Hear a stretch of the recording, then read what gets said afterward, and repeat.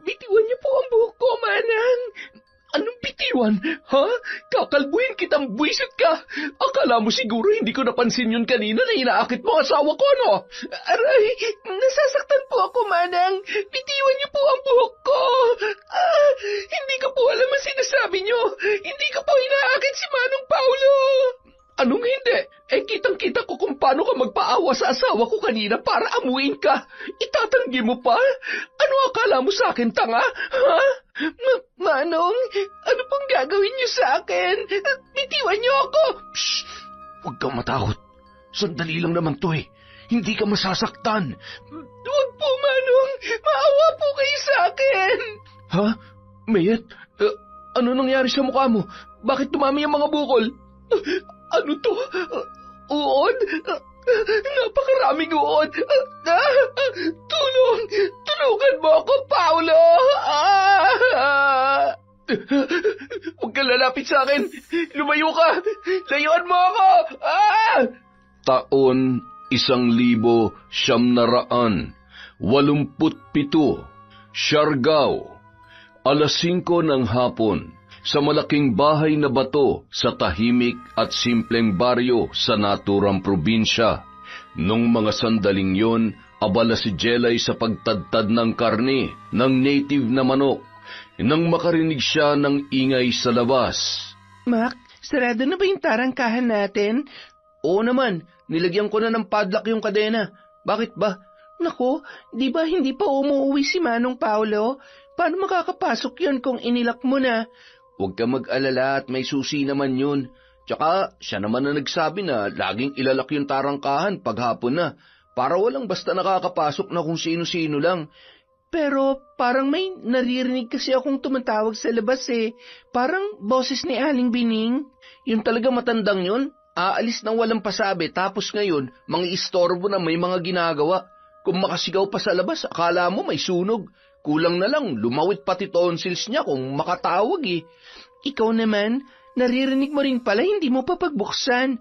Pareho tayo malilintikan yan kapag nagalit yon. Di magalit siya. Sino ba siya sa bahay na to? Palamunin din lang naman sila ng anak niya. Ito naman, sige na oh. Pagbuksan mo na at kawawa naman yung tao. Ay, sus!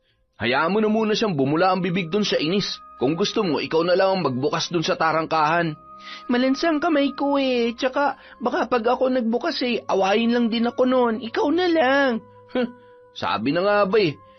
Ay nako, sige na, bubuksan ko na. Inis na ani ni Makoy.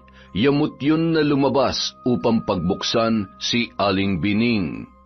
Ngunit pagdating niya sa tapat ng tarangkahan, parang nais niyang matawa nang makita ang itsura nito. Salubong na naman ang kilay at hindi maipinta ang muka dahil sa galit. Mga bingi ba kayo? Kanina pangawit ang alangal ako sa kasisigaw dito. Ngayon lang may lumabas sa inyo. Ay, kayo po pala, Aling Bining. Naku, pasensya na po. Hapon na po kasi kaya isinara ko na tong tarangkahan eh. Ay sus, at bakit? May magnanakaw na ba sa ganitong oras? Nangangatwirang ka pa? Ang sabihin mo, tatamad-tamad lang kayo. Sambit pa ng matanda habang kinakalag ni Makoy ang kadena sa tarangkahan. Bahagya niya pa lamang yun nabubuksan, inis na itinulak na siya nito at agad na humakbang papasok. Nang mapansin noon na nakasunod siya, ay bumaling yun sa kanya, saka muling nagtatalak. Sa susunod maging alisto naman kayo kung may tao sa labas. Hindi yung pinaghihintay niyo muna ng matagal. Aba, paano kung importante palang kailangan? Di patay na bago niyo papagbuksan. Ay nako, makapal pa sa swelas ng sapatos ang pagmumukha ng Thunders na tsaka na to eh. Ano ka mo? Ano makapal ha? Bubulong-bulong ka pa rin, akala mo hindi kita naririnig. Nako, maliho kayo ng dinig, Aling Bining. Ang sabi ko, pasensya na. Masyado po kasi kaming abala ni Jelay sa kusina kaya hindi ka po namin narinig agad eh. Ayun! Kaya naman pala, hindi niyo ako narinig kasi abala na naman kayo ng mutsatsang yon sa pagchichismisan. Parang hindi naman po yata tama na tawagin niyo ng ganyan si Jelay. Oh, bakit? Mali ba ako? Muchacha naman talagang babaknitang yun dito ah. O baka naman may iba ka pang alam na papel ng hampas lupang yun sa pamamahay na to. Ano bang ibang papel ang pinagsasabi niyo dyan? Hindi ho porket nanay kayo ng asawa ni Manong Paulo, pwede nyo nang tawagin si Jelay ng ganyan. Hindi po basta katulong si Jelay dito, no? Aha, ganon. Kung hindi pala alila, baka kulasisi ng tiyo mo. Ganon ba? Masyado naman yata malikot yung imahinasyon nyo, Aling Bining. Ang dumi nyo mag-isip. Parang apo na po ang turing ni tiyo kay Jelay dahil halos dito na siya sa bahay na to lumaki. Oh, ano naman ang pakialam ko kung dito na siya lumaki? Ang dami mo namang sinasabi. Asa na nga pala si Mayet? Nasa kwarto ho. Teka ho, tatawagin ko. Galit ka? Hindi ho. Mukha ba akong galit? Hindi naman ah. Huwag mo na lang tawagin. Tutuloy na lang ako sa kwarto niya.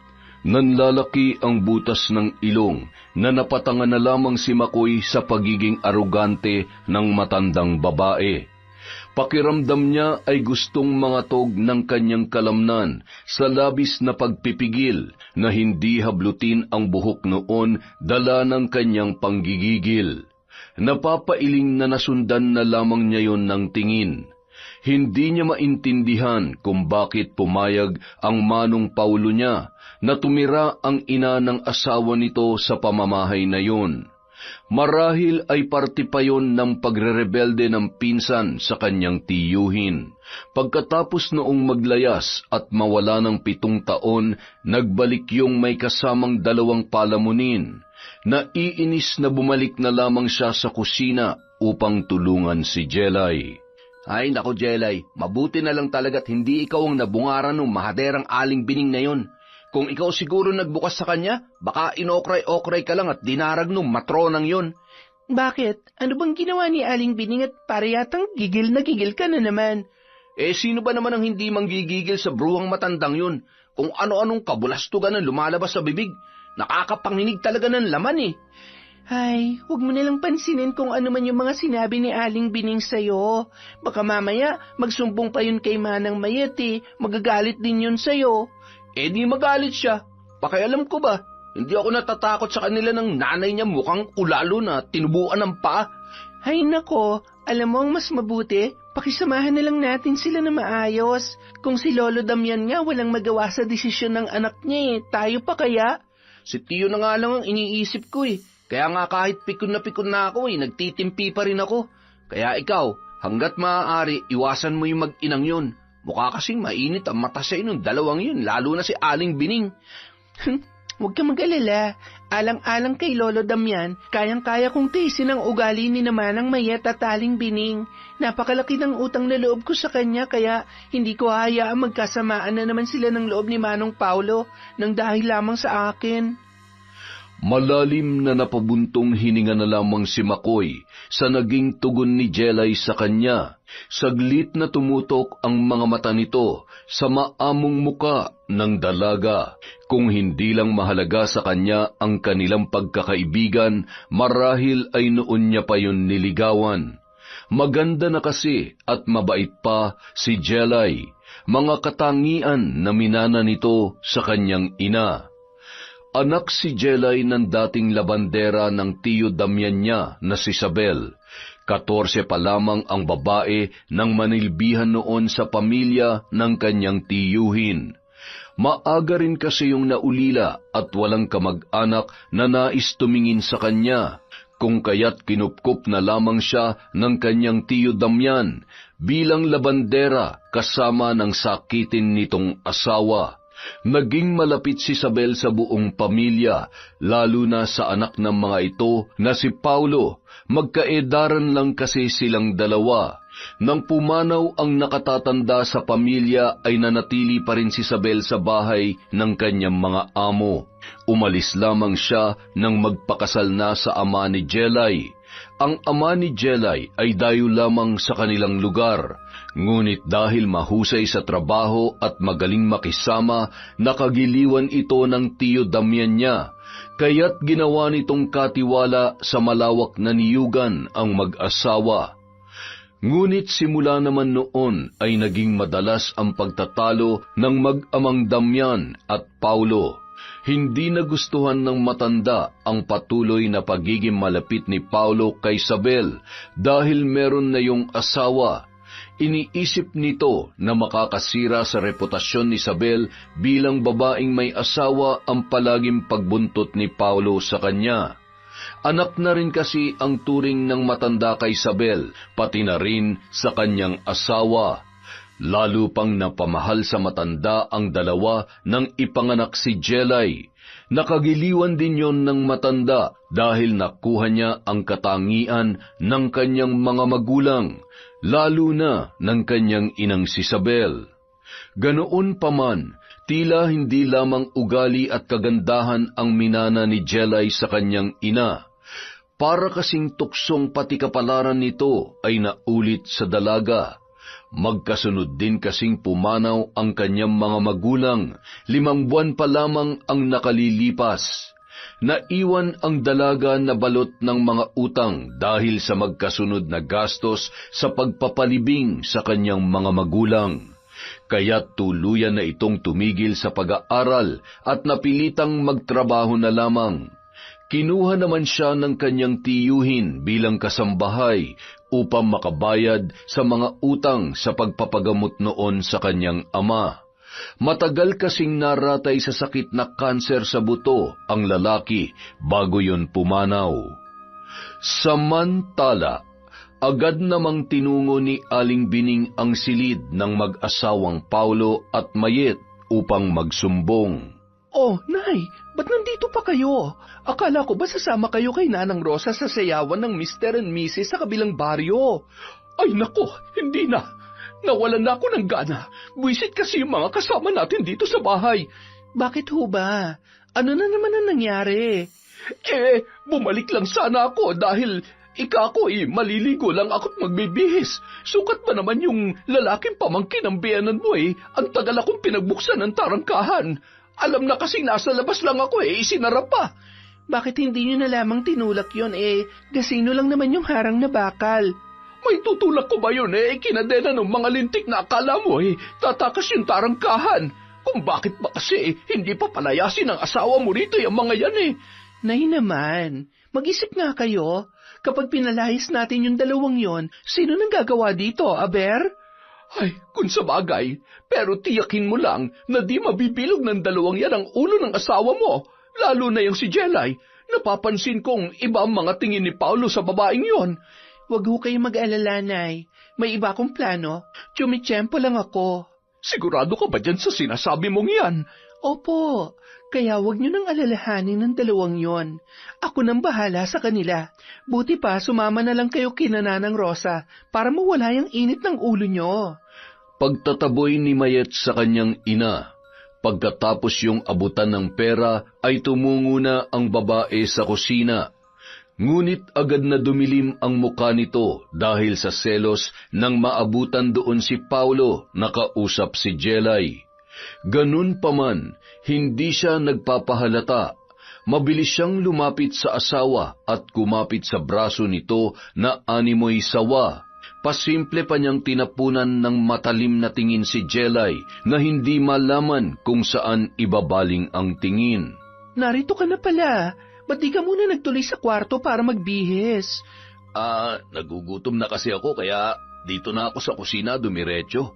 Ganun ba? Nako, tamang-tama. Malapit nang maluto yung ginataang manok ko sa langka, tsak na marami kang makakain. Sa sinabing yun ni Mayet, tila gustong umangat ng kilay ng dalaga. Hindi naman kasi siya ang nagluto ng sinabing ginataang manok na sinahugan ng langka.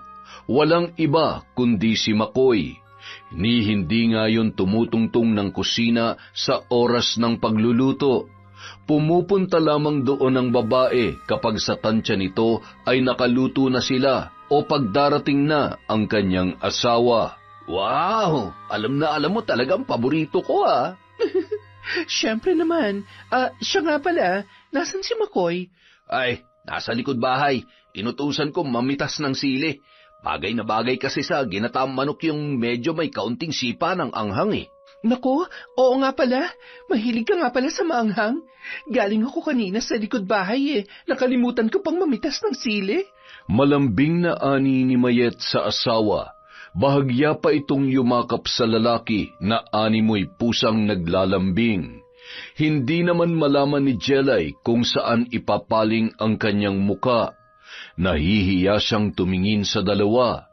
Hindi siya makaalis dahil natatakot siya na baka masamain na naman ito ng babae.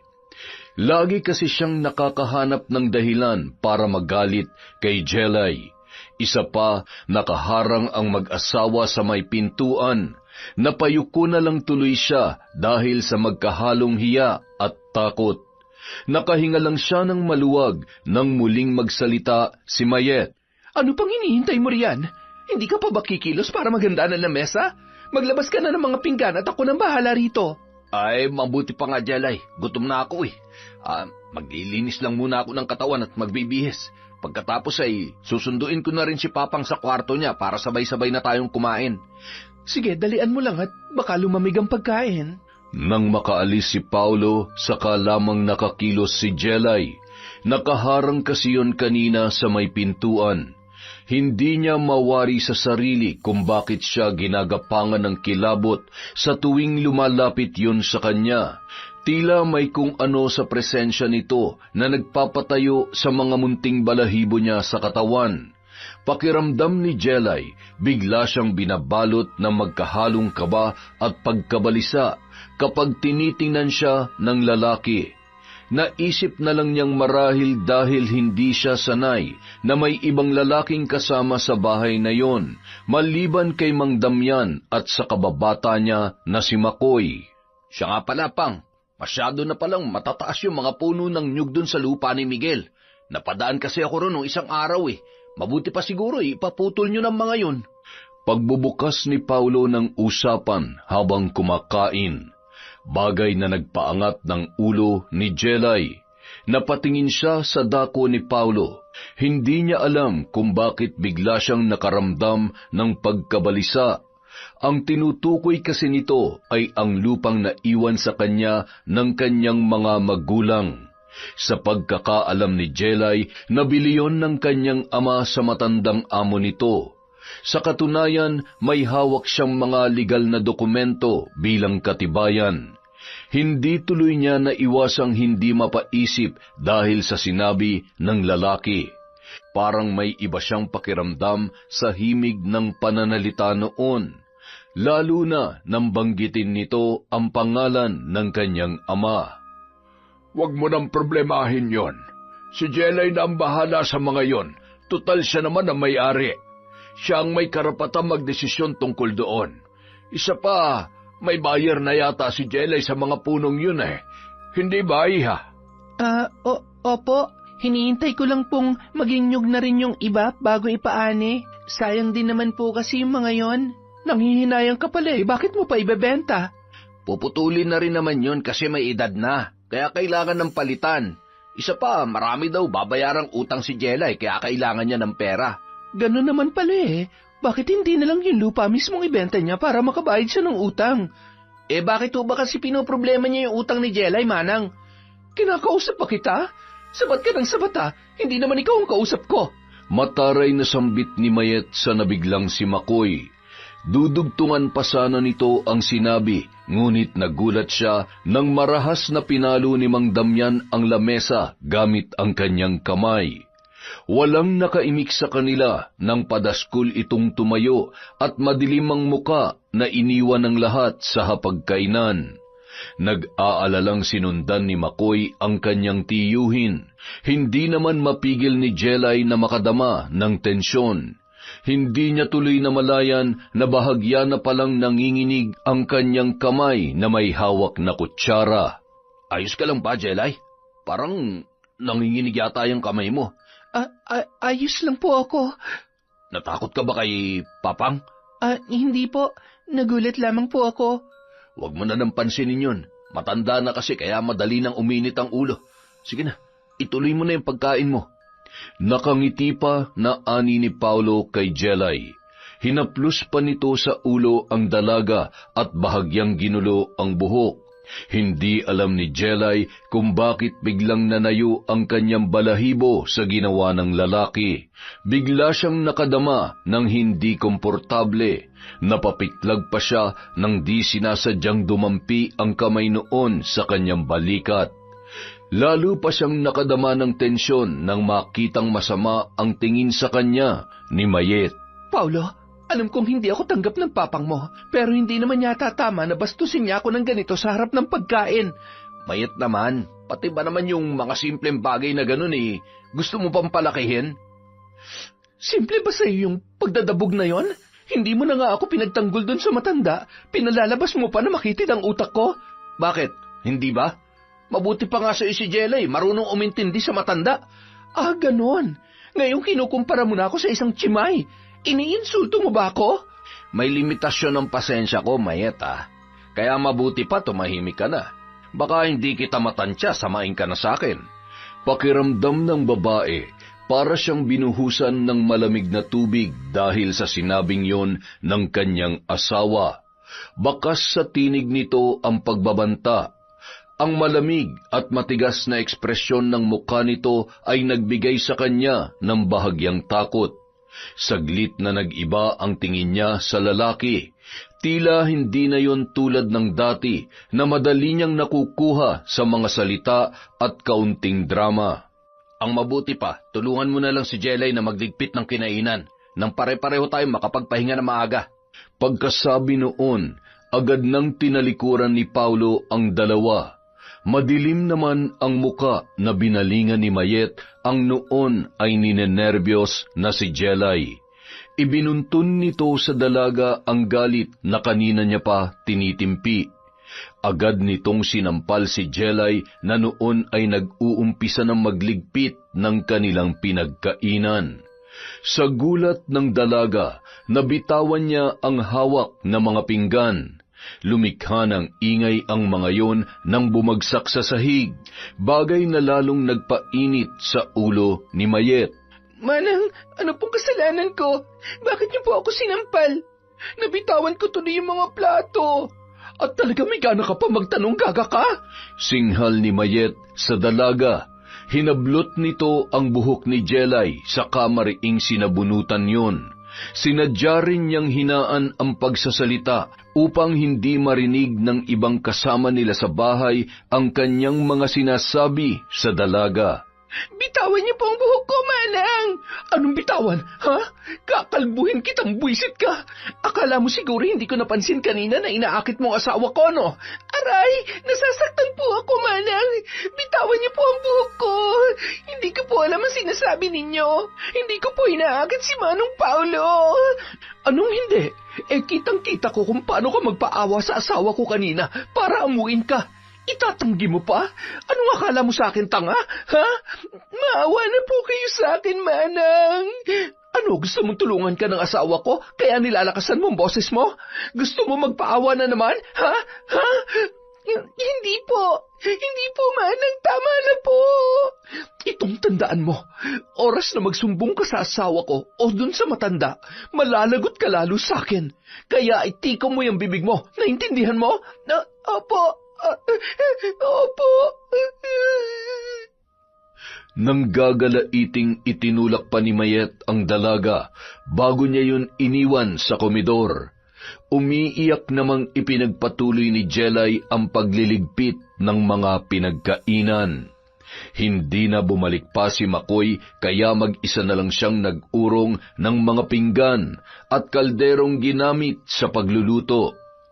Nang makatapos, agad na siyang nagtuloy sa kanyang silid, dala ang isang maliit na ilawan. Pagkapasok niya sa kwarto, ipinatong niya ang ilaw sa lamesita na naroon, saka parang sabik na inilatag ang kanyang katawan sa higaan. Habang nakahiga, tahimik na iginala niya ang paningin sa loob ng maliit na silid na nakalaan para sa mga tagapagsilbi ng malaking bahay na bato. Ang kwartong yon ay dati ring inukupa ng kanyang ina nang naninilbihan pa yon sa pamilya ng kanyang mga amo. Nakaramdam ng matinding lungkot ang dalaga. Hindi niya napigilan ang unti-unting pangiliran ng luha nang maalala ang kanyang mga magulang. Mabigat ang katawan na muli siyang bumangon upang magpalit ng pantulog. Ngunit napatigil siya nang maramdamang tila may pares ng mga mata na nakamasid sa kanya. Puno ng paghihinala na napatingin siya sa dako ng pintuan. Subalit ganun na lang ang gulat niya nang biglang may lumagabog sa bubong. Kasunod noon ay nakarinig siya ng tila mahinang mga yabag na palayo sa pintuan ng kanyang kwarto. Napapaisip na pinatay niya na lamang ang gasera at nagpasyang matulog. Kinabukasan, maaga siyang nagising upang maghanda ng mga halamang gamot na ginagawang tsaa para sa matandang amo. Ngunit nagulat siya nang makita si Paulo pagbukas ng kanyang pintuan. Nakatayo yun sa harap ng kanyang silid na nakatapis lamang ng tuwalya. Manong, anong ginagawa niyo rito sa tapat ng kwarto ko? Ha?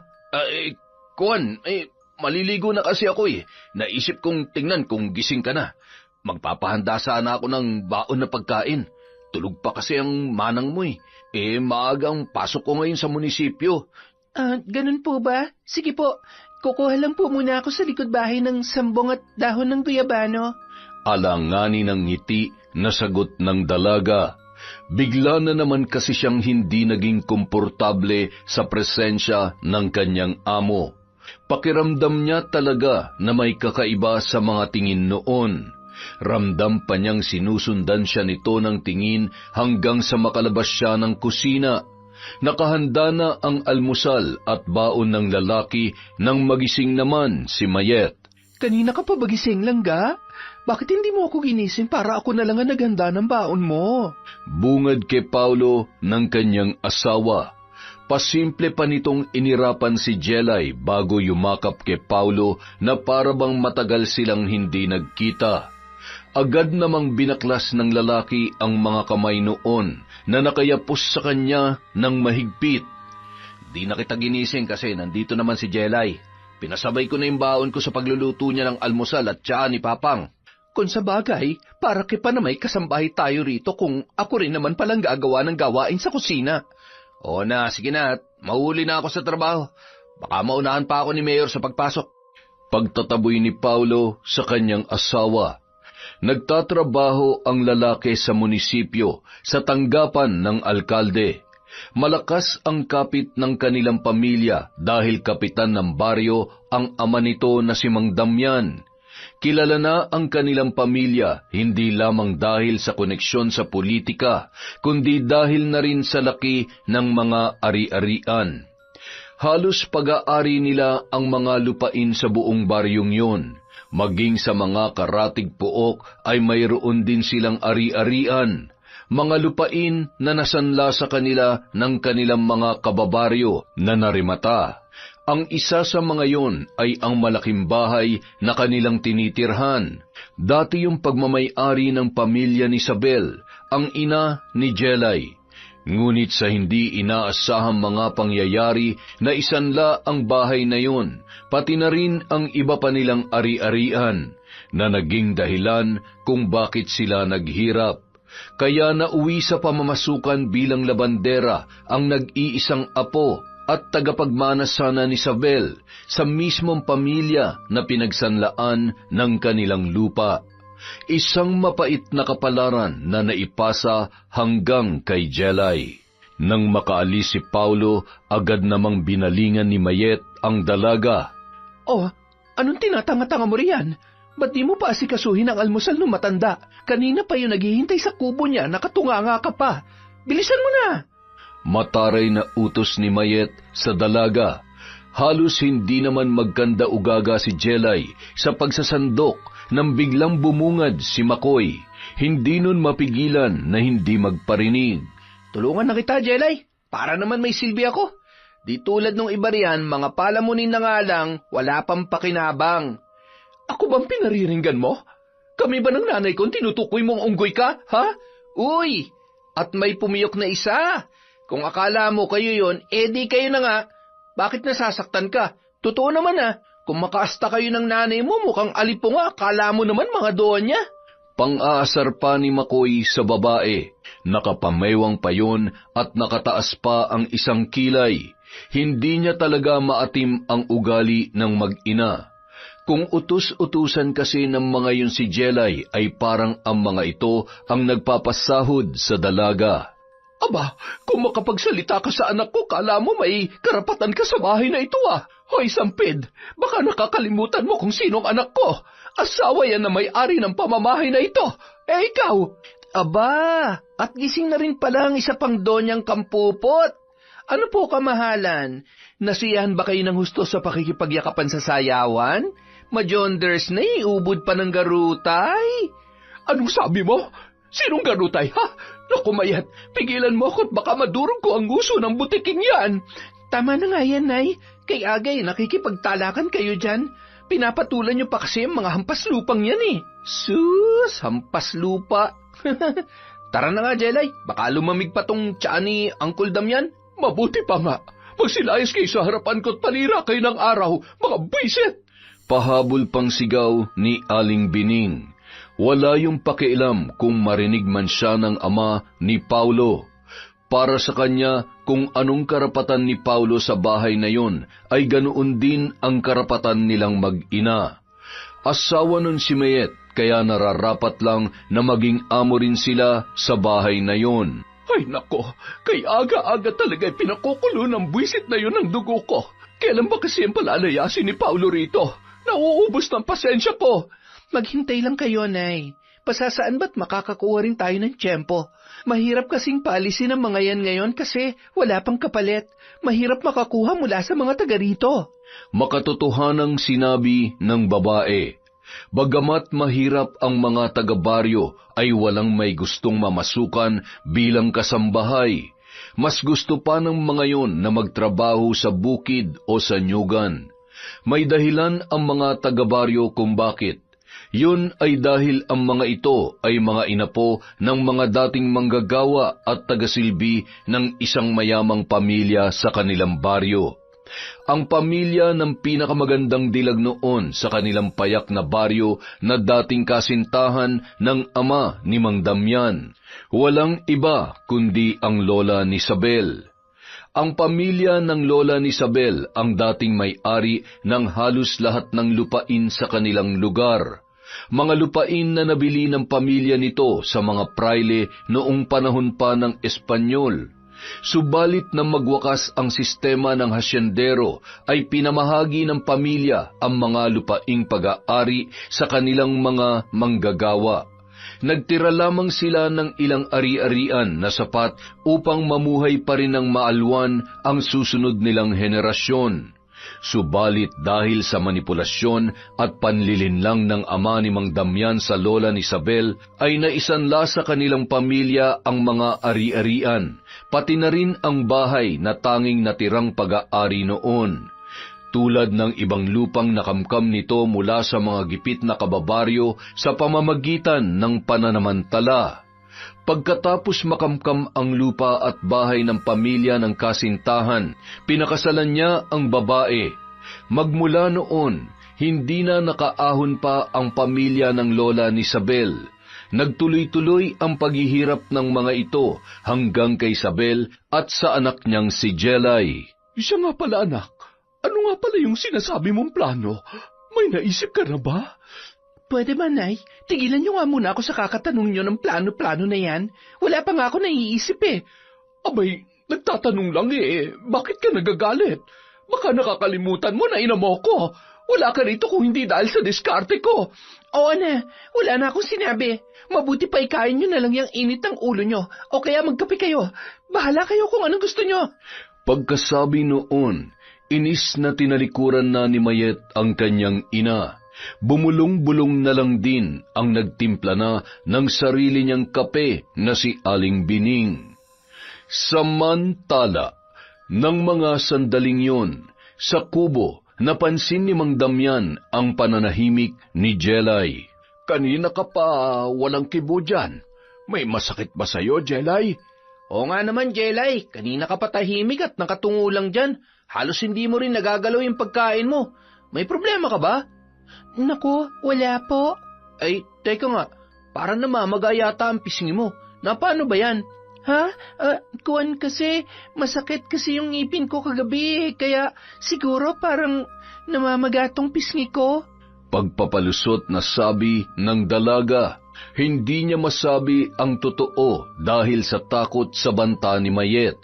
Isa pa, ayaw din niya na maapektuhan ng insidenteng yun ang relasyon ng mag-amang Paulo at Mang Damian.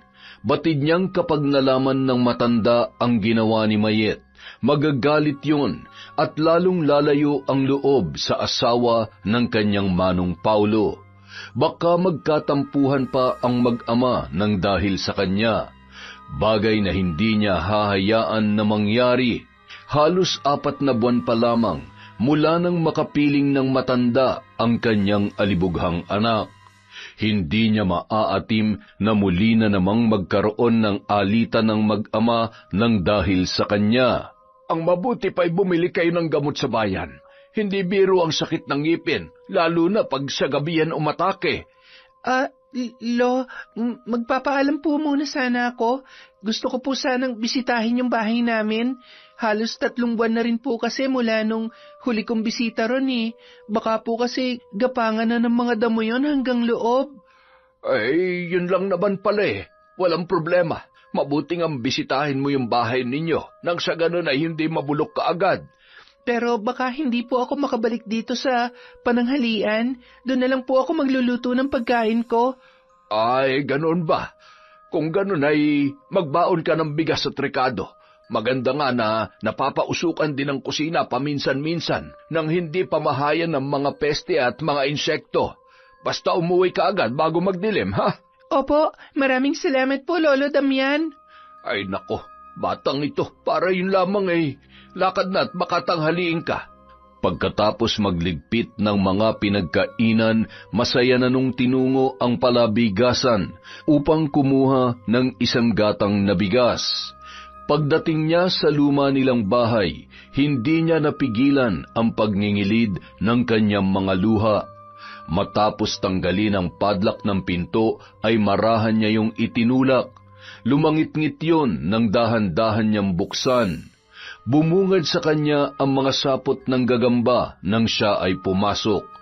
Dumako ang kanyang tingin sa nakasaradong pinto ng silid ng kanyang yumaong mga magulang.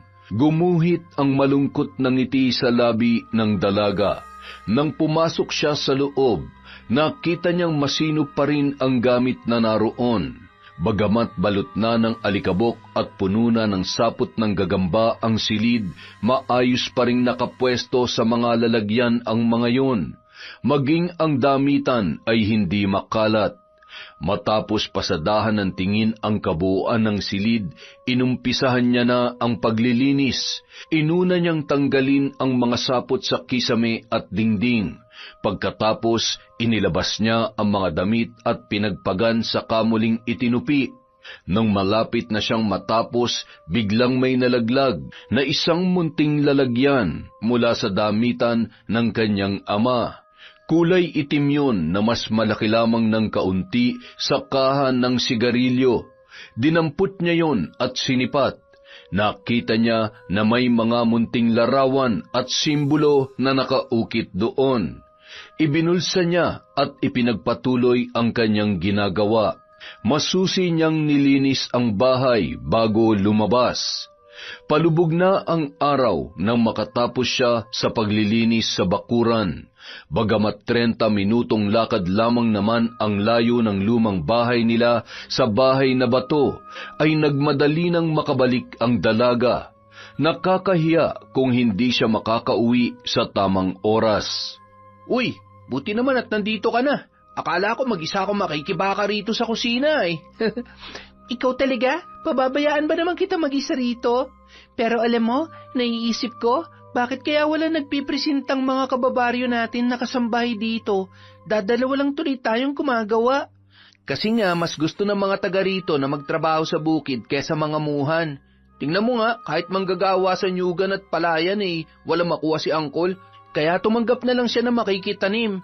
Kung sa bagay, kapag ganon, hindi sila aasa sa sahod. Sarili pa nilang oras nila. Magbibigay lang sila ng parte ng kita, ayos na. Tumpak, kaya nga si Angkol waiting na lang tuwing anihan at koprahan sa parte niya. Nasa ganoon silang pag-uusap nang biglang bumungad na naman si Aling Bining. Agad nitong itinaas ang bandera ng isang babaeng palengkera. Nakapamewang agad ito na daig pa ang amo at agad silang tinalakan. Aba, parang wala na naman kayong tigil sa pagchichismisan dyan ah. Anong pinag-uusapan niyo at parang kinikiliti ang tumbong ng payatot na yan? Ano naman po sa inyo, mahaderang paraluman, kung kinikiliti ang tumbong ko? Naiingit ba kayo dahil walang gustong kumiliti sa inyong kuluntoy na bulaklak? Sira ulo ka. Halika nga dito at sasabunutan kitang buwisit ka. Aba, ang lakas ng loob ng matandang to ah. Baka patulang kita dyan. Hindi malaman ni Jelay kung ano ang gagawin na magpang-abot na ang dalawa. Hindi niya akalain na tuluyan ng mawawalan ng kontrol si Makoy at biglang papatulan si Aling Bining. Marahil ay naubos na rin ang natitira nitong pasensya para sa biyanan ng kanyang manong Paulo. Nagpilit siyang pumagitna at sinubukang awatin ang dalawa. Ngunit lalo lamang naging marahas si Aling Bining. Wala yung tigil sa pagtalak at sumisigaw habang hindi inaalis ang mga kamay sa ulo ni Makoy. Pati siya ay tinadyakan na nito. Sa edad noong 48, malakas pa ang matanda at tila sanay na sanay sa pakikipag-away. Hindi niya mapagbitaw ang dalawa. Kaya naman kumuha siya ng isang balde ng tubig at binuhusan ang matanda at ang kanyang kaibigan. Yun ang tagpong nabungaran ni Mayet. Agad nitong sinugod si Jelay at sinabunutan. Binitawan naman ni Aling Bining si Makoy at si Jelay din ang pinagbalingan. Hanggang pinagtulungan na ng mag-ina ang dalaga. Siya namang dating ni Paulo. Agad nitong inawat ang dalawa at inilayo kay Jelay. Anak ng, ano bang kalokohan tong ginagawa niyo ng nanay mo, Mayet, ha? Itanong mo dyan sa dalawang impaktong yan. Matapang na singhal ni Mayet sa asawa habang galit na dinuduro sina Jelay at Makoy. Mabilis namang dumako ang tingin ni Paulo sa kanyang pinsan. Parang nais nitong matawa sa itsura ni Makoy. Daig pa kasi ang tandang na nakorner ng inahin habang nakatali. Mabuti na lamang dumaan pa ang kanyang papay sa manukan. Kung hindi, baka tumaas ang presyon ng dugo noon sa konsumisyon. Magkasabay kasi silang umuwi dahil nag-deliver ng palay sa kiskisan sa bayan ang kanyang ama. Mas impakto kayo mag-ina. Nakita mo? Paano hindi ka manggigigil sa lalaking yan? Mak, magdahan-dahan ka sa pananalita mo. Baka nakakalimutan mo, asawa kong tinatawag mong impakto. Nung kami ang tinawag niya impakto, baliwala lang sa'yo. Baka nakakalimutan mo rin, Manong, kung ano mo ako. Pinsan mo ako. Kadugo mo at kilala mo ang ugali ko. Kahit itanong mo sa mga taga rito, hindi ako palaaway at hindi rin ako pumapatol sa babae, lalo na sa matanda. Pero dahil sa ugali na mag-inang yan, hindi ko na napigilan ang sarili ko. Napatango na lamang si Paulo sa sinabi ng kanyang pinsan. Kilala niya yon at alam din niya ang ugali ni Mayet at ang nanay nito. Maging siya ay nauubusan na rin madalas ng pasensya sa mag-ina. Bungangera kasi at matapobre ang mga yon. Kung hindi lang dahil sa tulong nito nung siya ay nagkaproblema sa Maynila, hindi niya papatulan ang babae. Napasubo lamang siya dahil sa naging sitwasyon niya doon. Nang umalis kasi siya sa poder ng kanyang ama at nagpasyang makipagsapalaran sa Maynila, si Aling Bining ang una niyang nakilala. Nagtitinda yon ng mani at itlog sa terminal ng bus. Nakilala niya yon nang madukutan siya at matangay ang lahat ng pera na pinagbentahan niya ng mga alagang baka at kalabaw. Tinulungan siya noon na ma-recover sa mga mandurukot ang pera nang malaman na nagkakahalaga yon ng kulang-kulang 100,000. Hindi niya alam kung paano yon nagawa ng matanda, pero dahil doon, nagtiwala na siya kay Aling Bining. Wala siyang pagpipilian dahil bagong salta lamang siya sa syudad at walang alam na matutuluyan. Isinama siya nito sa inuupahang bahay at ipinakilala sa anak na si Mayet. Maganda si Mayet, ngunit hindi yon ang tipo niyang babae. Masyado kasi yung galawgaw at malapit sa mga lalaki. Tinulungan siya ng mga ito na makahanap ng sariling mauupahan sa isang maliit na komunidad ng mga squatter sa Pasay, malapit sa may terminal. Madali siyang nagkaroon ng mga kaibigan at kasangga sa lugar dahil din sa mag-ina. Ang mga yun din ang nagpakilala sa kanya sa mga big-time na tao, kaya nagkaroon siya ng trabaho. Naging driver siya at taga-deliver ng mga package ng isang mayamang negosyante. Malaki ang natatanggap niyang sahod, bagamat siya ay nagtataka, hindi niya na lamang yon pinansin. Ang mahalaga, natupad niya ang kanyang gusto, ang mabuhay ng malayo sa anino ng kanyang ama. Sa tulong din ni Mayet at Aling Bining, madali niyang natutunan ang kalakaran sa syudad. Kalaunan, nalaman niyang nagtatrabaho pala si Mayet bilang agogo dancer sa isang nightclub sa Pasay, kaya marami yung koneksyon.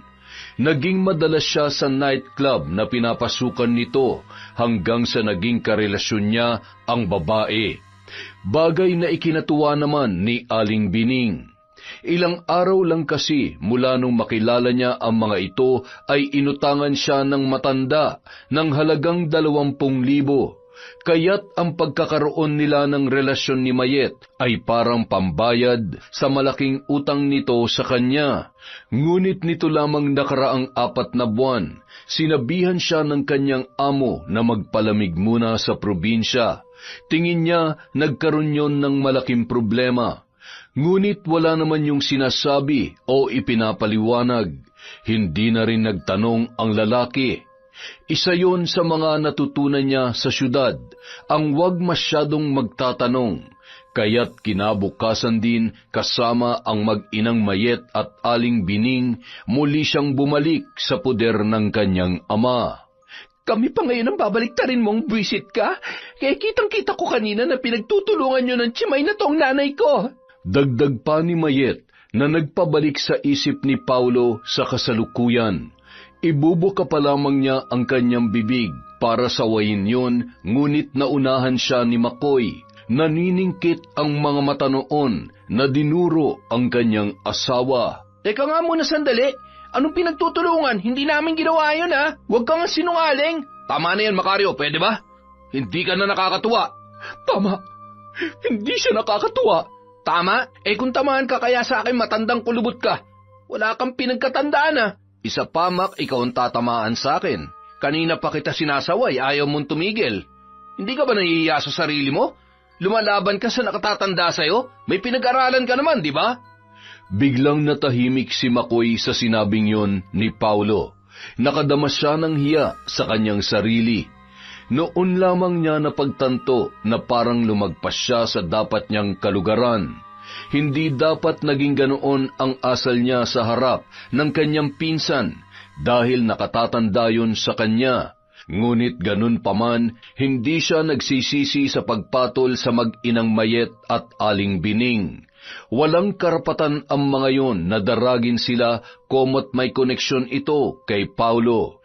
Para sa kanya, hindi matatawag na asawa ng kanyang pinsan ang babae dahil hindi naman sila kasal. Tama na yung bangayan niyong yan. Jelay, tulungan mo si Mac. Linisin niyo tong mga to bago abutan ni Papay. Opo. Ikaw naman, Mayet, asikasuhin mo yan nanay mo. Hindi yung makikisali ka pa sa halip na umawat. Baling ni Paulo sa kanyang kinakasama. Pagkatapos ay madilim ang muka na tinalikuran na sila nito. Nagtuloy yon sa kanilang kwarto. Tinapunan naman sila ng matalim na tingin ni Mayet. Pagkatapos ay sumunod na kay Paulo. Habang si Aling Bining naman ay nakangising pinasadahan sila ng nakakainsultong tingin bago pairap silang tinalikuran. Kumendeng pa yon habang naglalakad at tumungo na rin sa kanyang kwarto upang magbihis. Ako na lang dito, Mac. Magbihis ka na at baka sipunin ka. Tsaka baka abutin ka pa ni Lolo Damian na ganyan ang itsura mo. Sigurado ka? Kaya mo nang linisin to mag-isa? Nagkalat lahat tapos may tubig pa dito. Sus, sisiw lang sa akin yan. Isa pa, kasalanan ko naman kung bakit nabasa rito eh. Naparami yung tubig na naibuhos ko. Nakalimutan ko na lupa nga pala ang sahig nitong kusina natin dito sa likod bahay. Dalawa ang kusina sa malaking bahay na yun. Isa para sa pagluluto ng mga pagkain na kailangan ng matagal na pagkakakulo at isa para sa pagluluto ng mga pagkain na hindi kailangan ng maraming gatong at madali lamang lutuin. Sige, maliligo lang ako't magbibihis. Pagkatapos ko, tutulungan na kita magluto ng hapunan. Bilisan mo na't baka dumating na si Lolo Damian. Sa kabila ng mga nangyari, maayos pa rin naman silang nakapaghapunan. Walang napansing kakaiba si Mang Damian sa kanila. Pagkatapos magligpit, maagang nagpahinga sa kanyang silid si Jelay. Saka lang niya naramdaman ang pagod sa maghapong paglilinis sa kanilang lumang bahay nang lumapat na ang likod niya sa higaan. Napabalikwas siya nang maalala ang maliit na sisidlan na kanyang nakuha sa damitan ng kanyang ama. Naupo siya sa papag at dinukot sa kanyang bulsa ang munting kahon. Mataman niya yung inusyoso, ngunit kahit anong pagsipat niya, hindi niya makita kung saan yun bubuksan. Nadismaya siya at nilagay na lamang yon sa ilalim ng kanyang unan. Samantala, pagkatapos ng insidenteng pagsasabunutan ni na Aling Bining at Makoy, tila naging maingat na sa pakikitungo sa kanila ang mag-ina. Hindi na sila ginagambala ng mga yon, kaya't naging maayos ang kanilang trabaho. Hanggang dumating ang pasukan, kaya kinailangan ni Makoy na bumalik sa kanilang bahay. Nasa 3 taon pa lamang kasi ito sa kolehiyo. Malapit sa bayan ang kanilang tinitirhan, kaya mas komportable kung sa bahay nila siya uuwi. Pumayag lang naman siyang tumira sa bahay ng tiyuhin dahil sa pakiusap noon. Wala kasing kasama ang matanda kundi si Jelay. Ngunit ngayon na may iba nang makakasama yun sa bahay bukod sa dalaga, kampante na siya na umuwi sa kanila. Hindi na siya mag-aalala na magkakaroon ng hindi magandang usap-usapan ang paninilbihan ni Jelay sa malaking bahay na walang ibang kasama kundi ang matanda. Kailangan mo ba talagang umuwi sa inyo? Pwede ka namang sumabay kay Manong sa pagpasok eh. May klase nga ako na panggabi. Nakakaya naman kay Manong Paulo kung magpapahintay ako hanggang alas 8. Alas 4:30, uwian na sila sa munisipyo. Ganun ba? Pero kasi... Huwag ka mag-alala. Dadalaw ako madalas dito pag walang pasok. Malapit lang naman yun sa amin. Ano ka ba? Tsaka huwag ka matakot dun sa 2 bruha. Kinausap ko na si Manong Paulo. Hindi naman gugulo yung mga yun. Dahil sa sinabi ni Makoy, napilitan na lamang ngumiti ang dalaga. Hindi niya masabi sa kaibigan na hindi lang kinamayat at Aling Bining siya natatakot, kundi maging kay Paulo. Lalo na at laging wala ngayon si Mang Damian dahil nag-aasikaso ng bagong libangan na manukan. Madalas pa nga ay doon na rin natutulog ang matanda. Samantala, muling nagpaalam si Mang Damian na maglalagi ng 5 araw sa manukan. Kailangan daw niyang personal na bantayan ang pagpapakain at pagsasanay sa mga manok. Ginawa na rin kasing negosyo ng matanda ang pagbebenta ng mga manok na panabong. Hindi maiwasan ni Jelay ang hindi makadama ng kaba, lalo na nang tapunan siya ng matalim na tingin ng mag-ina habang nagbibilin sa kanilang 3 si Mang Damian. Siguro naman narinig mo ang sinabi ng matanda kanina, hindi ba, Jelay? Opo. Kung ganon, ano pang hinihintay mo? Pasko? Aba, kilos na. Umpisahan mo na magtrabaho, huwag kang kukupad-kupad. Ano po ang una kong gagawin, Manang? Tonta? Tinatanong pa ba yan? Natural, magluto ka. May balak ka bang gutumin kami ng nanay ko, ha? Matapos siyang sigawan, hindi inaasahan ni Jelay ang sumunod na ginawa ni Mayet. Hinablot siya nito sa buhok at kinaladkad papunta sa kusina. Manang, nasasaktan po ako. Pagmamakaawang sambit ng dalaga habang gigil na hinihila ni Mayet ang kanyang buhok. Anong bitawan? Ituturo ko lang sa'yo dapat mong gawin kasi tanga ka. Tama na po, Manang. Magluluto na po ako. Magaling kong ganon. Ngayon, alam mo na, ayoko sa mga tanga, ha? Parang hindi mo pa alam ang gagawin mo eh. Araw-araw mo naman yung ginagawa. Nananadya ka eh, ha? Nananadya ka ba? Muling sigaw ni Mayet sa dalaga. Hinigpitan pa nito ang pagkakasabunot kay Jelay at hinila papalapit sa saingan. Dapat sa'yo inungod ko dito eh, para magtanda ka. Manang, tama na po. Tatandaan ko na po ang lahat. Hindi na po ako magtatanong. Tigilan mo nga ako sa kakaiyak mo. Alam mo bang kulong-kulo ng dugo ko sa'yong babae ka? Matagal ko nang gustong gawin to eh. Aray ko po, Manang. Pakiusap, tama na po. Tumahimik ka. Ayoko marinig ang boses mo. Napahikbi na lamang ang dalaga. Nanginginig ang buo niyang katawan sa takot at pagpipigil na humulagpos ang anumang tinig mula sa kanyang bibig. Pabalya siyang binitawan ni Mayet, kaya't pasadsad siyang napahiga. Hindi niya na nagawang umiyak nang bumaldog ang likod niya sa mga nakasalansang panggatong. Pasalamat ka't hindi ka pwedeng magkaroon ng latay na nakikita. Kung hindi kanina ko pa kinalmot yung pagmumukha mong babae ka. Pero binabalahan kita. Oras na magsumbong ka, pagsisisihan mong nakilala mo ko. Naintindihan mo? Sagot! Opo, Manang. Magaling. Bilisan mo na riyan para maaga kang makapagluto. Pagkatapos ay laban mo yung maruruming damit namin ni Paulo. Isabay mo na rin yung kay nanay. Naintindihan mo? Opo. Bilisan mo ng kumilos. Huwag kang kukupad-kupad. Nang matapos na ni Jelay ang kanyang mga gawain nung gabing yun, agad siyang nagpahinga sa kanyang kwarto. Dala marahil ng pagod ay kaagad na nilamon ng antok ang kanyang diwa, kaya hindi niya na nagawa pang patayin ang gasera. Hating gabi, naalimpungatan siya sa tunog na naririnig sa ilalim ng kanyang unan. Nang iangat niya yon upang tingnan kung ano ang lumilikha ng tunog, ay nagulat siya nang makita ang munting kahon na kanyang isinuksok doon. Nakaangat na ang takip. Lalo lamang lumakas ang tunog na kanyang naririnig. Parang lagitik yon ng kung anong bagay na kumukutkot sa loob. Dinampot niya ang kahon at binuksan gamit ang kanyang kuko. Medyo madulas, ngunit nagawa niya pa ring buksan. Nang maalis na ang takip, tumambad sa kanya ang laman noon. Maliliit na laruan, nagawa sa hindi niya matiyak kung goma ba o gulaman. May isang hugis na parang langgam na may pakpak at isang parang uod na kulay mapusyaw na dugo.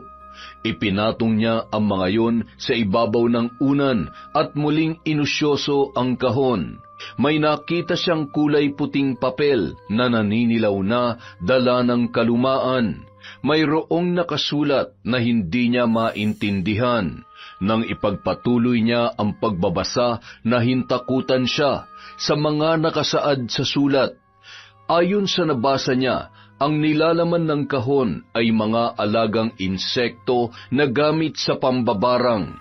Kinilabutan na ibinalik niya ang papel sa loob ng kahon.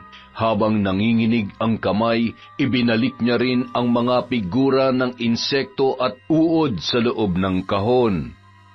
Kinabukasan, muling naging kalbaryo ang kanyang araw dahil sa mag-ina na sina Mayet at Aling Bining. Oh, bakit nandito ka sa kusina? At magsasandok ka pa ng kanin? Manang, kakain po sana ako. At sino nagsabi sa'yong pwede kang kumain, ha? Manang, kuwan po. Lagpas tanghali na po kasi. Nagugutom na po ako. Ganon. Nagugutom ka na. Tapos na rin po ako sa mga pinagawa niyo sa akin. Pwede na po siguro akong kumain kahit konti. Kakain ka. Gusto mo nang kumain. Tama ba? Opo, Manang. Nakayukong sagot ni Jelay. Nanginginig ang kanyang boses sa magkahalong takot at gutom. Halos mabitawan niya na ang plato na kanina niya pa hawak-hawak. Hindi makatingin ng diretso sa babae, dala ng takot na baka saktan siyang muli nito. Nang kunin sa kanya ang plato ay hindi siya nakatutol. Nakita niyang sumandok yon ng mainit na kanin, saka nakangising lumapit sa kanya. Ngunit nabigla si Jelay nang idukdok nito sa kanyang muka ang pinggan na may laman na bagong sandok na kanin. Nagugutom ka, di ba? Ayan, lamunin mo. Lumamon ka, patay gutom. Napaso si Jelay nang dumikit ang mainit na kanin sa kanyang muka, kaya malakas niyang naitulak ang babae. Umiiyak na napahawak siya sa napasong bahagi ng kanyang muka. Itinulak mo ko? Bakit, ha? Lalaban ka na, ha? Hindi po. Hindi ko po sinasadya, Manang. Nanlilisik ang mga mata na sinigawan siya ni Mayet. Muli nitong hinablot ang kanyang buhok at hinila siya sa kanyang ulo. Nahindik siya nang makita na hinagilap nito ang isang kutsilyo. Matapang ka na, ha? Akin na yung kamay mo. Manang, ayoko po. Maawa po kayo. Sinabing akin na yung kamay mo eh. Sigaw ng babae habang hinihila ang kamay ni Jelay at pilit na ibinubuka ang kanyang palad. Sinubukan niyang lumaban, ngunit marahas na itinutok ni Mayet sa kanyang muka ang hawak na kutsilyo. Nanginig siya dala ng takot. Napangisi naman ang babae sa nakitang pagkatakot sa kanyang mga mata.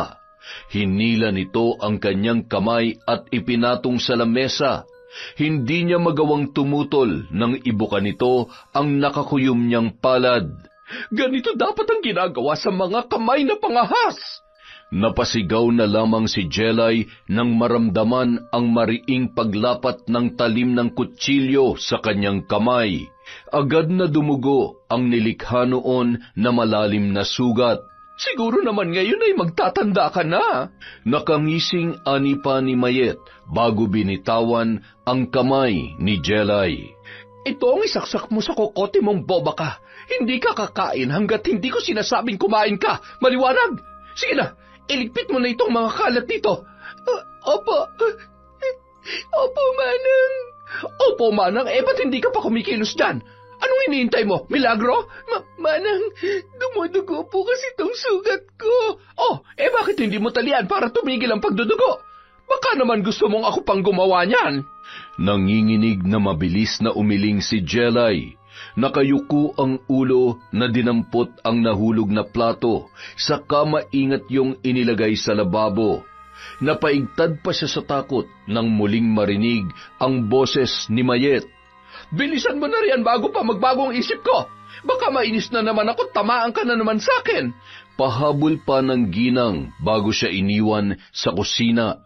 Nang matiyak na wala na yon, saka lamang siya humulagpos ng malakas na hagulgol na kanina niya pa nais pakawalan. Umiiyak na hinugasan niya ang sugat sa kanyang kamay. Patuloy yung dumudugo na parang ayaw ng maampat. Mabilis siyang nagtungo sa kanyang silid upang maghanap na may pangtatali doon. Nakita niya ang maliit na retaso ng tela na napapatungan ng munting kahon sa ibabaw ng kanyang lamisita. Hindi sinasadyang nabahiran ng dugo ang ibabaw ng kahon, nang yun ay kanyang hawakan para kunin ang tela. Nagulat siya nang maramdaman na tila dumikit sa kanyang palad ang kahon. Pakiramdam ni Jelay, sinisipsip nito ang dugo sa kanyang sugat. Nahintakutan na nabitawan niya yon. Kinikilabutan na napatitig siya sa kahon. Nang makitang wala namang kakaiba roon, ay lumabas na siya ng silid upang gawin ang lahat ng iniuutos sa kanya ng mag-ina. Pagsapit ng hapunan, agad na napansin ni Paulo ang tali sa kamay ni Jelay. Na paano yung kamay mo, Jelay? Nako, tatanga-tanga kasi yan, kaya nasugatan. Kulang pa yata sa kanya yung hinihiwa niyang sibuyas eh. Hindi ikaw ang tinatanong ko, Mayet. Sumagot ka, Jelay. Ano nangyari sa kamay mo? Nahiwa ko po, Manong. Ganun ba? Sa susunod, mag-iingat ka, ha? Hayaan mo na muna si Mayet na mag-asikaso dito mamaya. Baka maimpeksyon yung sugat mo.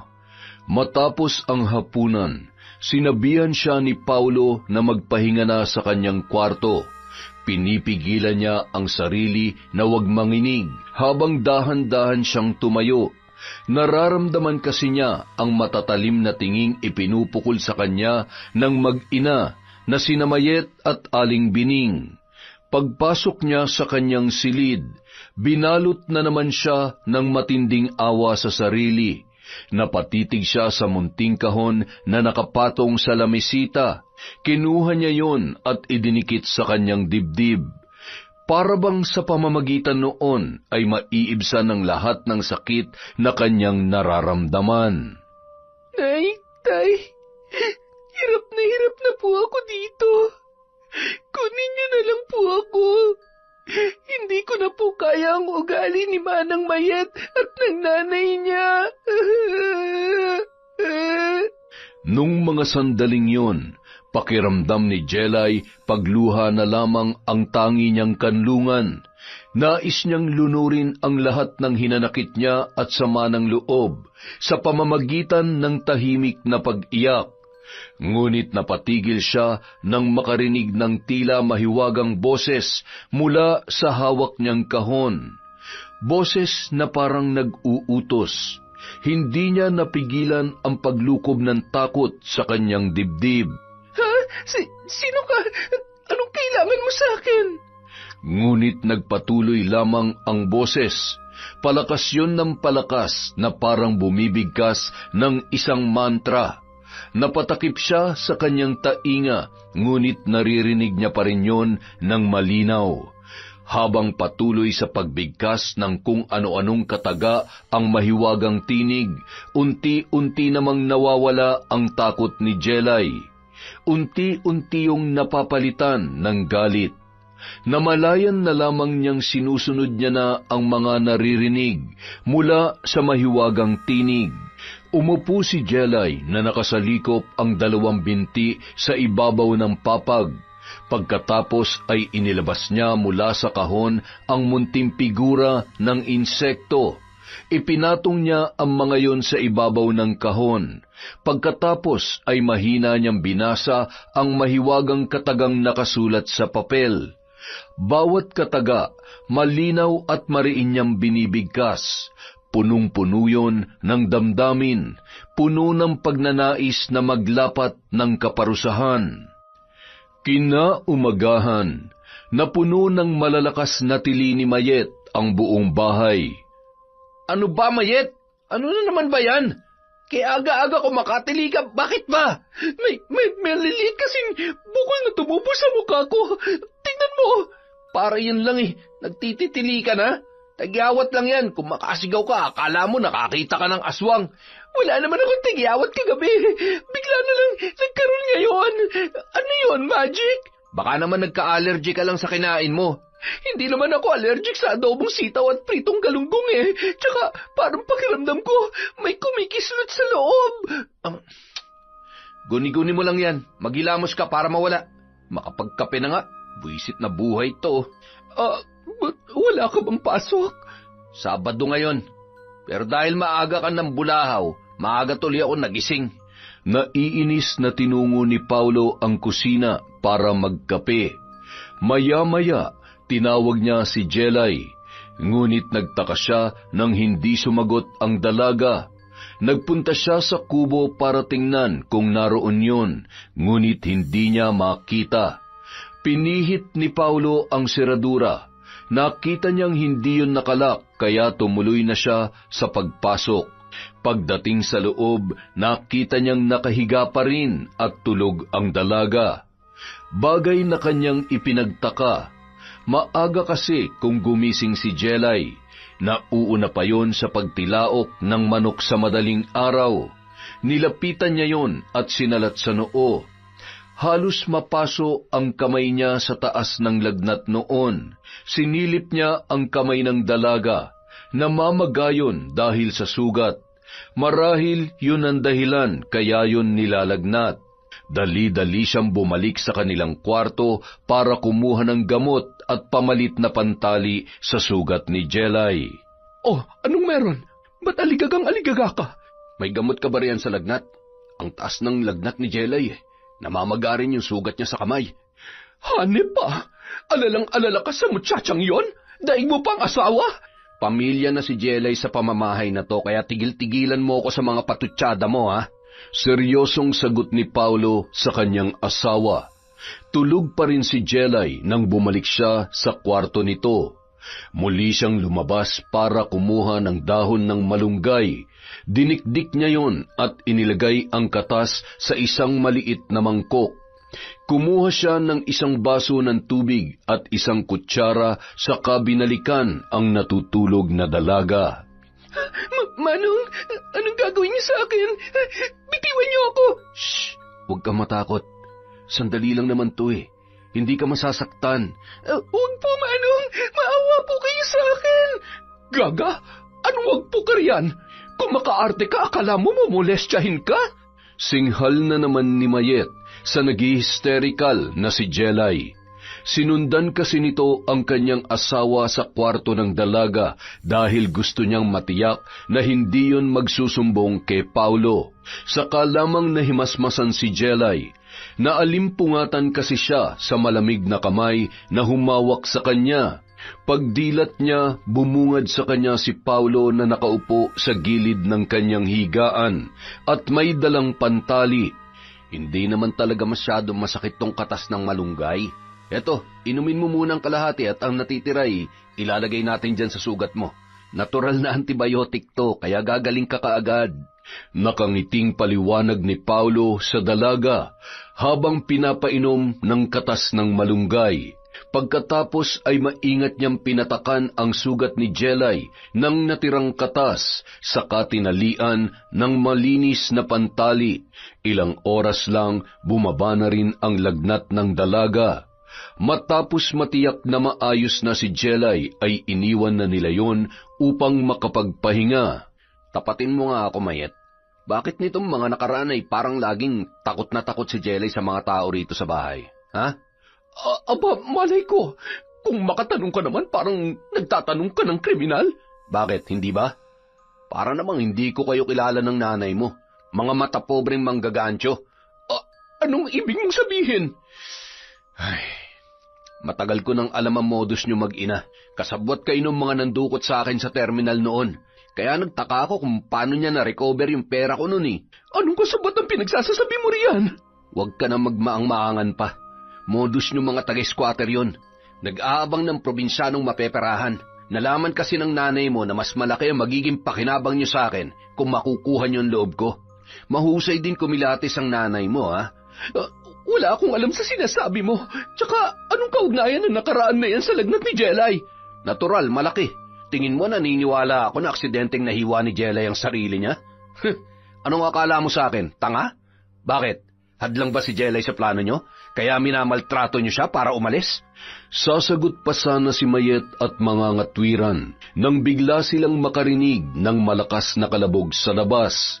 Sinundan yon ng namamaos na tinig ni Aling Bining.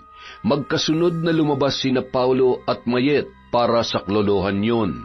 Nagulat sila nang makitang nakahandusay na sa sahig ang matanda.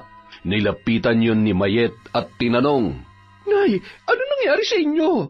Tulungan mo kaya munang tumayo bago ka magtanong. Kalmadong sambit ni Paulo sa kanyang asawa. Hindi siya nag-alala para sa kanyang biyanan tulad ng pag-alala niya para kay Jelay. Simula nung matuklasan niya ang sikreto ng mag-ina ay nawalan na siya ng amor sa mga yon. Kabilang pala ang dalawa sa grupo ng mga manggagancho sa squatters area malapit sa terminal. Protektado yon ng mga pulis scalawags na siyang may hawak sa lugar na yon.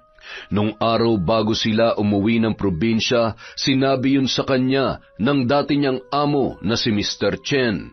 Dahil sa kabaitan ni Paulo, pinauwi siya noon sa probinsya para hindi na lumalapa ang kanyang sitwasyon.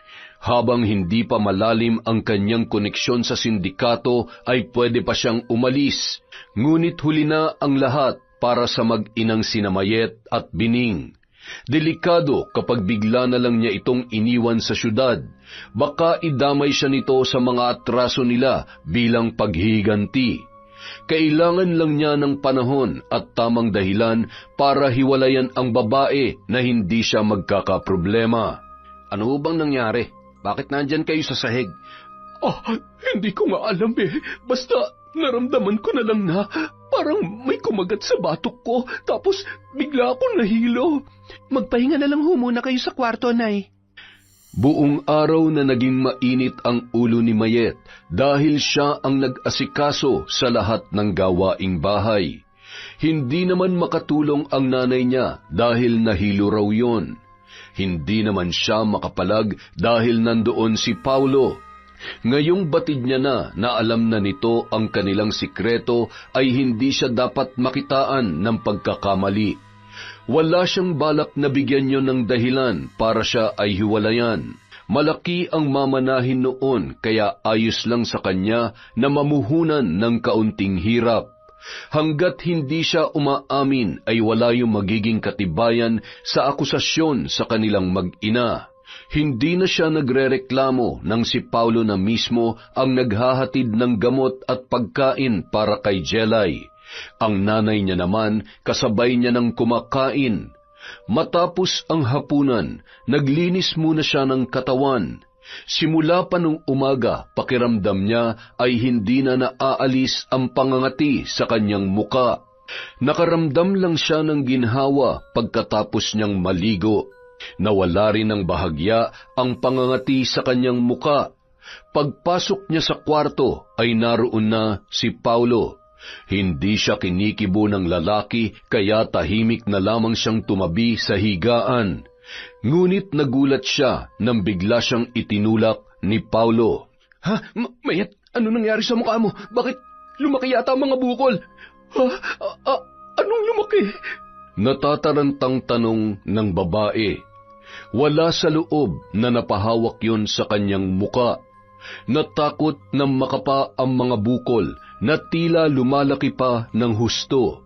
Napahiyaw sa sakit si Mayet nang biglang gumalaw ang mga bukol.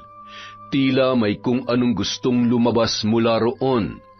Marahas ang mga yon na nagkikislutan na parang naghahanap ng malalabasan. Pareho pa silang napasigaw ni Paulo nang biglang pumulandit ang katas mula sa bukol sa kanyang muka. Ano to? Uod! Napakaraming uod! Tulong! Tulungan mo ako, Paulo! Paulo! Huwag kang lalapit sa akin! Lumayo ka! Layuan mo ako! Takot na takot ang lalaki sa kanyang nasaksihan. Hindi niya mapigilang kilabutan dahil sa kumpul-kumpul na maliliit na uod na lumalabas mula sa mga pumutok na bukol sa mukha ni Mayet. Mistula yung tubig na umaagos palabas ng butas. Dahil sa ingay, napasugod naman sa silid ng mag-asawa si Aling Bining. Paulo, tulungan mo ako! Tanggalin mo tong mga uod! Ay, naku po, Diyos ko! Ano nangyayari? Mayet! Sandali, dito lang ho muna kayo. Susunduin ko lang ho si Mang Kaloy. Mabilis na tinalunton ni Paulo ang daan patungo sa bahay ng matandang albularyo. Malapit lang kasi yon sa lumang bahay ng pamilya ni Jelay. Hindi naman nag-atubiling sumama si Mang Kaloy. Ngunit pagdating nila ay naabutan nilang nakahandusay sa sahig si Aling Bining. Halos matakpan na ang buong katawan nito ng mga itim na langgam na may pakpak. Diyos ko, saan galing ang mga insektong yan? Huwag ka mag-alala. Mawawala rin ang mga yan mamaya. Ako ang bahala. Maglagay ka ng kaunting baga sa bao, iho. Lagyan mo ng kaunting asin, saka mo dalhin dito. Mabilis namang tumalima si Paulo sa utos ng matanda.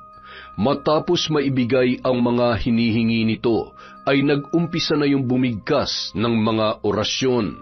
Nang gilalas ang lalaki, nang unti-unting maglaho ang mga uod at mga langgam sa loob ng silid. Tatapatin kita, Paulo. na barang ang asawa mo at ang biyanan mo. Isang uri ng barang na walang orasyon ng sumbalik.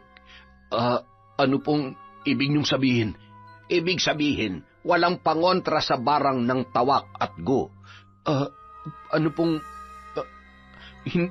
hindi na po sila magagamot? Oo, ang ginawa ko kanina ay mantra at orasyon lamang ng pampakalma sa binhi ng tawak at gu, para rin hindi na makatawag ng pansin. Hayaan mong makatulog ang dalawa, ngunit milagro na lang kung sila ay magigising pa.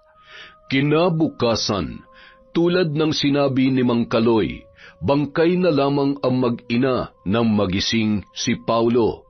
Inaasahan man ay nahindik pa rin siya sa tanawing kanyang nakita. Bagamat walang bakas ng butas ang mukha ni Mayet, ay katakataka na medyo tumaba ang katawan nito. Ganoon din ang kanyang ina na si Aling Bining. Nang araw ng burol, may isang kapitbahay na nagsabi na nakakita raw siya ng maraming langgam sa loob ng kabaon ng matanda. May isa namang nagsabi na nakakita siya ng makapal na kumpol ng mga maliliit na uod sa ilalim ng kabaong ni Mayet. Matapos ang libing, nagpaalam muna si Jelay na uuwi sa kanilang bahay. Pakiramdam kasi niya ay mabigat ang kanyang dibdib. Pinayagan naman siya ng mag-amang sina Paulo at Mang Damian. Samantala, Narito po pala kayo, Mang Kaloy. Salamat po at tinitingnan-tingnan niyo tong bahay namin. Kanina pa nga kita inihintay, iha. Bakit po?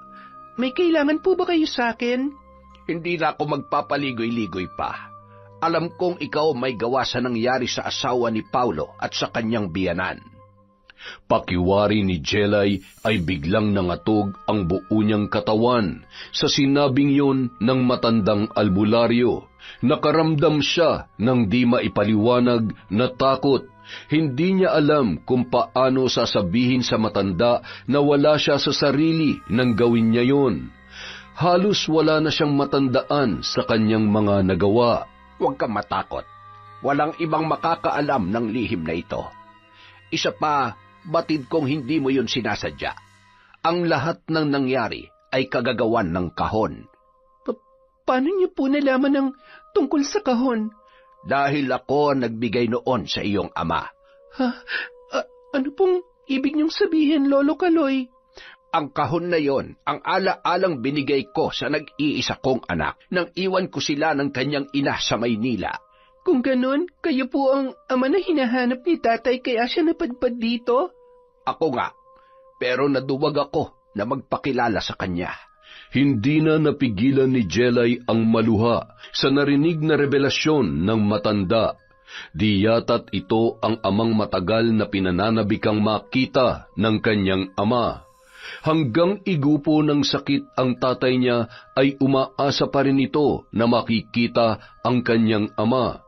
Gusto niyang sumbatan ng matanda, ngunit nababakas niya sa mga mata nito ang matinding pagsisisi. Natakot ako noon na baka hindi rin ako matanggap ng tatay mo. Baka pinuntahan niya lamang ako para pagsalitaan ng masama at itakwil sa bandang huli. Patawarin mo ko, Jelay, kung naduwag ako noon. Umiyak na lamang ang dalaga at niyakap ang matanda. Ngayong alam niya na ang lahat, kahit palihim, ay maipadarama niya pa rin ang pagmamahal ng isang apo rito. Patuloy na nanilbihan si Jelay sa pamilya ni na Paulo. Nung mga panahong yun, hindi na iwasan ni Jelay na mahulog ang loob sa lalaki. Mabait pala yun at maalalahanin. Taliwas sa una niyang impresyon. Akala niya noon ay masama rin yun tulad ng asawa nito at biyanan. Ang kanyang nakalimutan ay mabait ang ama noon na nagpalaki sa kanya. Kahit kailan, hindi ipinaramdam ni Paulo na malayo ang agwat nilang dalawa at katayuan sa buhay.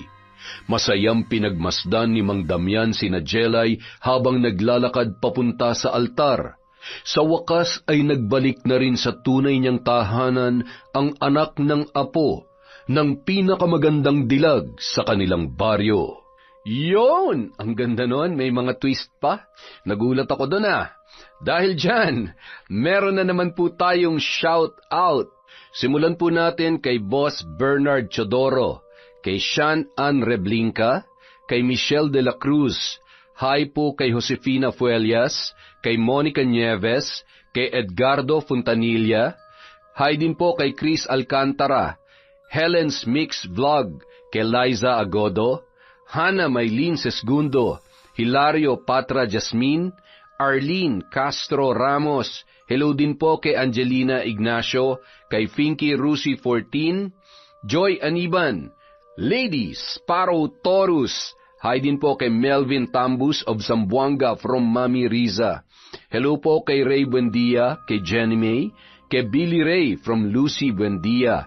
Hello po kay Romela Terrado, Bob Dylan, Dingkong from Marcos Balingasa. Hello po kay Jenny Villa, kay Albert Valderrama, kay Mirasol Masuher, kay Desiree de los Santos. Hi din po kay Toto, kay Kawil, kay John Monding, Papa Opong, Mama Lol, AJ, Jerry, Weng, Windy, Vincent. Pogi naman ang pangalang yon. Hi din po kay Angie, Yael at Tantan from Gloria Taer. Hi po kay Margareth, kay Mary Ann Rivera Padilla from Larry Gumangas. Hello po kay Helen Flores, kay Charlene Gumansing. Hi din po kay Cecil Vlog, kay Medelina, kay Miss Maura, kay Lucy San Jose, kay Honey Austria, Shauma TV, Lydia Lopez, Jessica Sobremonte, Jobel Baldonasa, kay Janaya Dagison, kay Janice Delfin Ramirez, kay Yasmin Bautista. Hello po kay Manny Maniego, kay Jasmine Vicente, kay Marideth Jurila, kay Sidney Crosswind, kay Gianni Rojas, kay Tara Dabi, kay Marian Laborte, kay GDG, Virginia Belay, kay Rai at Eliza from Antipolo. Hello po kay Len TV2, kay Jenny V. Suco, Georgia Reyes, Ana Lily Reyes from J. Roy. Hi po kay Mel Santarisa, kay Vicky Abut, kay Rida, Chat Advincula, Chambi, Champi, Tad, Danda at Junior Aguilar from Yana Marie Respicio. Hi po kay Mabel Reyes, kay Adam Lasa, kay Consolacion Alvarez, Lori Paredes, Julie Tapang from Ana Liza Diga.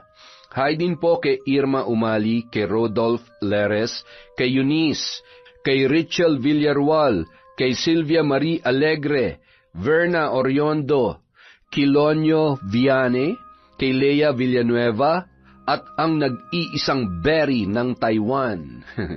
Maraming salamat po. Mag-iingat po kayo kung nasan man kayo. Again, maraming salamat po. Love po kayong lahat ni Kwentong Enteng.